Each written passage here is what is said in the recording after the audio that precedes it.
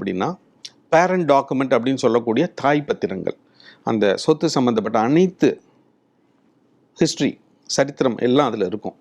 1900 யார் வச்சுருந்தா, 1915 யார்கிட்ட இருந்தது, பிற்பட்ட காலங்களில் யார்கிட்ட, ஒரு காலகட்டத்திலையும் யார்கிட்ட இருந்தது, அதற்கான வரி வகையறாக்கள் யார் செலுத்தி வந்தாங்க, அதன் பின்பு தற்பொழுது யார் இந்த சொத்தின் ஓனர், பட்டா யார் பேரில் இருக்குது, இந்த விவரங்கள் அடங்கிய தொகுப்பு தான் அந்த டைட்டில் டீட் அப்படிங்கிறது.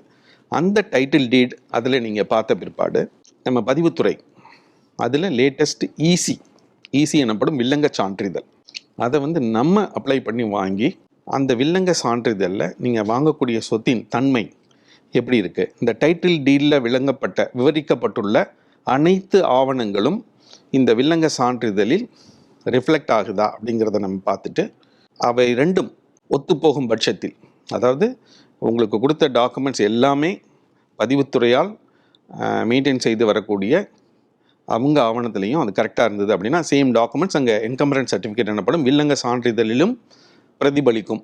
அவை இரண்டும் சரியாக இருக்கும் பட்சத்தில் அடுத்த கட்டத்திற்கு நம்ம போகலாம். அதாவது ரெவென்யூ ரெக்கார்ட்ஸ்.